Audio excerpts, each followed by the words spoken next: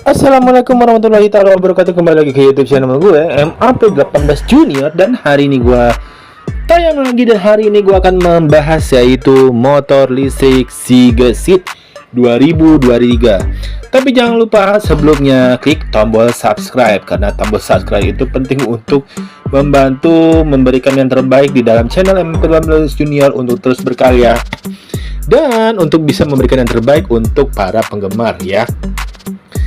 Jadi tidak bisa berlama-lama, gue akan menjelaskan dan menjelaskan kepada kalian semua kelebihan dan kekurangan yang bisa kalian lihat dan kalian bisa cermati agar kalian berpikir kembali untuk membeli motor ini sendiri. Langsung aja kita ke reviewnya. Sebagai motor listrik Gesit G1 menawarkan beragam kelebihan, sebut saja ramah lingkungan karena tanpa emisi gas buang hingga biaya isi ulang daya baterai yang murah. Pun begitu. Kekurangan mobil listrik Gesit, motor listrik Gesit maksud gua, Gesit G1 juga ada. Ya, namanya juga buatan manusia guys. Tentu skutik tersebut tak luput dari kelemahan. Berdasarkan hasil pengujian redaksi pengujian redaksi, tercatat ada 5 hal yang perlu kamu pertimbangkan sebelum melakukan pembelian.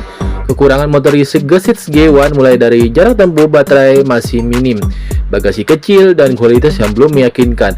Lalu bandrolnya tidak bisa dibilang murah guys, serta lokasi bengkel dan serta suku jatangnya juga masih terbatas. Supaya kamu bisa mengetahui kekurangan motor listrik Gesit G1 dengan lebih detail, berikut pembahasan lengkapnya. 1. Kekurangan motor listrik Gesit G1 baterai dengan jarak tempuh minimum. Bicara mengenai kekurangan motor listrik Gesit G1 terletak pada daya baterai yang maksimal hanya mampu menempuh jarak sejauh 50 km saja. Ketika melakukan pengujian tentu ada rasa resah untuk menggunakan Gesit G1 dengan jarak yang jauh. Jadi untuk kalian yang tertarik untuk meminang Gesit G1 ini sendiri guys, dalam penggunaan untuk mobilitas sehari-harinya biasanya wajib mengkalkulasi jarak tempuh sebelum melakukan perjalanan. Tujuannya agar baterai tidak sampai habis di tengah jalan guys. Pun begitu, sejatinya kamu bisa mengurangi ketakutan tersebut dengan menambah jumlah baterai. Hanya saja perlu biaya tambahan sebesar 7 juta. Alhasil jarak tempuhnya bisa jadi 100 km. Kemudian soal proses pengisian baterai sesungguhnya tidak sulit. Daya yang dibutuhkan juga terbilang kecil, yaitu 450 watt. Listrik rumahan dengan kapasitas 1300 watt masih sangat mumpuni. Waktu pengecasan dari kondisi 10% hingga 99% memakan daya tidak sampai 2 kWh. Pengecasan baterai Gesit sendiri cuma butuh waktu kurang lebih dari 2 jam guys. Jika dikalkulasi, sebenarnya penggunaan baterai dari motor listrik ini lebih efisien. Kenapa? Dibandingkan dengan skutik bermesin konvensional. Perhitungannya adalah melaju sejauh 50 km hanya membutuhkan 2 kWh. Per kWh saat ini PLN memasang tarif sebesar 1444,7. Jadi untuk berjalan sejauh 50 km, pengendara hanya mengeluarkan dana sebesar 2.885. Inilah kelebihan motor listrik Gesit G1 ini sendiri. Sementara untuk skutik konvensional 125 cc yang meminum BBM seperti Honda Vario, Yamaha Mio M3 dan lain-lainnya bisa membutuhkan 1 liter bensin untuk melaju hingga 40 km per liter. Harga 1 liter bensin pertalite Jakarta adalah 7.650, tapi sekarang udah naik guys. Kekurangan motor listrik Gesit G1 yang kedua terkait kualitasnya. Harga 1 liter bensin pertalite Jakarta sekarang sudah 10.000 ya, bukan 7.000 lagi. Kekurangan motor listrik Gesit G1 yang kedua terkait kualitasnya. Dari hasil pengujian kami, motor ramah lingkungan ini beberapa kali mengalami kendala, sebut saja ketika kunci kontak diputar posisi on, lalu tombol starter ditekan, skutik tersebut tidak juga aktif. Jika sudah begini, biasanya kami memutar lagi kunci kontaknya ke posisi off. Selanjutnya ulangi adegan mengaktifkan motor. Barulah skutik buatan Indonesia ini mau aktif guys. Masalah lain yang juga kami alami saat menggunakan mode berkendara Gesit G1 punya 3 opsi: Eco, Urban, dan Sport. Mode Eco untuk menghemat konsumsi baterai hingga rasa berkendaranya agak santai, beda dengan Urban yang lebih responsif. Lalu di mode Sport kamu bisa merasakan performa terbaiknya, namun konsumsi baterai jadi lebih cepat habis. Dasar teori ketiga momen berkendara tersebut punya perbedaan yang jelas. Kami pun sempat merasakan nikmatnya naik motor gesits. Dengan mode sport hanya saja beberapa kali kami pun merasa seperti tidak ada bedanya antara eco, urban, dan sport. Entah di mana permasalahannya, guys. Kekurangan motor listrik gesit G1 ini selanjutnya adalah konektivitas antara gas dan rem.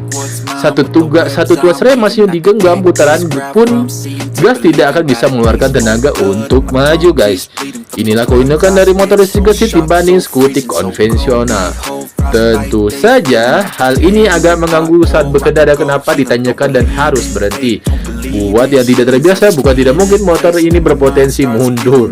Lalu, soalnya kualitas materialnya juga seperti kurang oke. Kualitas materialnya ya. Contohnya tombol untuk menonaktifkan arus listrik yang berada di bawah jok motor berbentuk layaknya miniatur circuit breaker atau MCB yang ada di rumah. Pastinya bakal lebih sip kalau desainnya disesuaikan dengan sepeda motor, guys. Lanjut, bagasi berukuran kecil. Membahas lebih jauh mengenai kekurangan motor listrik gesit G1 yang ketiga ini adalah skutik ini tidak menyediakan ruang bagasi besar.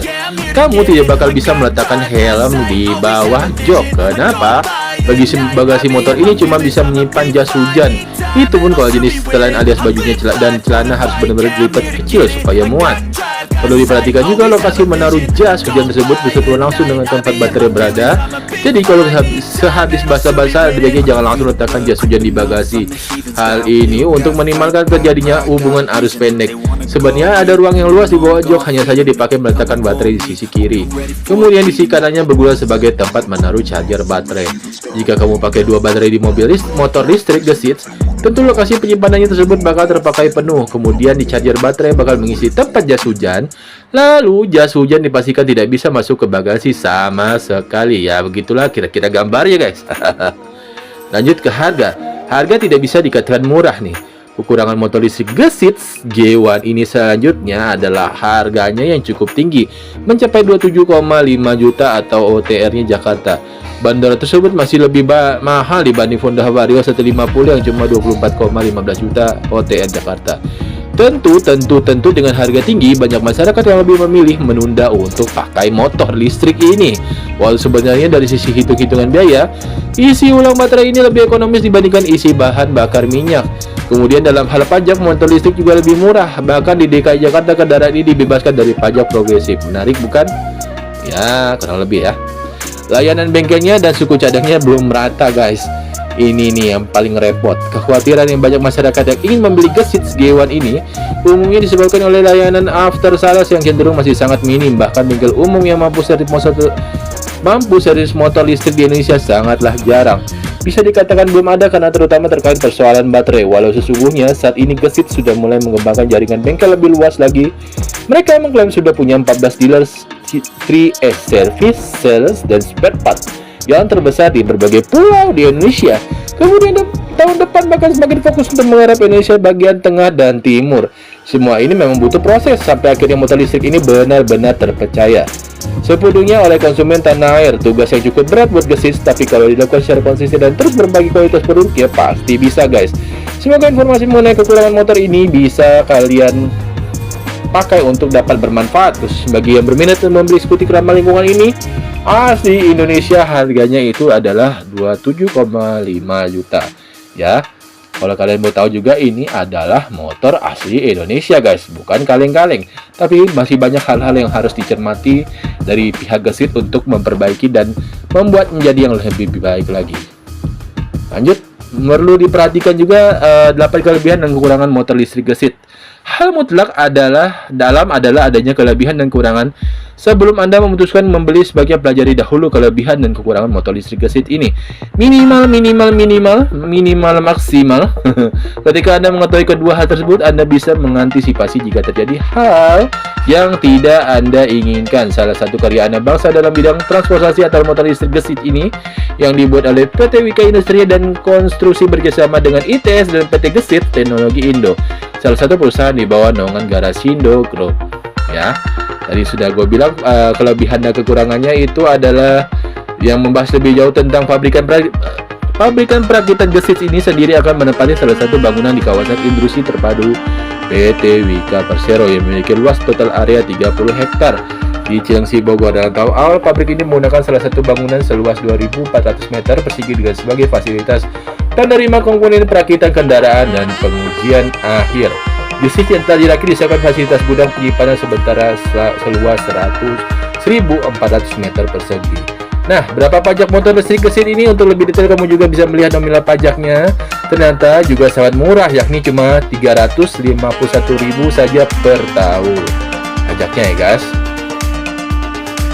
Pajak daripada motor Gesit ini. Motor listrik Gesit ini buatan siapa? Tadi sudah gue bilang, ini motor listrik ini menawarkan berbagai motor listrik Gesit ini buatan siapa? Yaitu adalah sepeda motor listrik buatan Indonesia yang merupakan kerjasama dari Kementerian Riset dan Teknologi dengan Institut Teknologi 10 November. Berapa watt juga cajian motor Gesit ini? Bisa mengecas motor listrik Gesit adalah 900 watt guys. Apakah motor listrik ini bisa kena tilang? Untuk pertanyaan kalian, kendaraan listrik ini tetap bisa terkena tilang. Seperti kendaraan yang beroperasi di jalan raya, motor listrik wajib memiliki dokumen-dokumen yang legal. Setelah itu pengendara diwajibkan membawanya saat menggunakan motor listrik ya. Oke.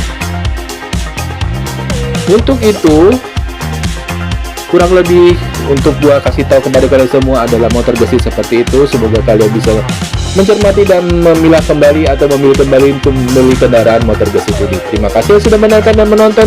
See you next video. Bye. Assalamualaikum warahmatullahi wabarakatuh.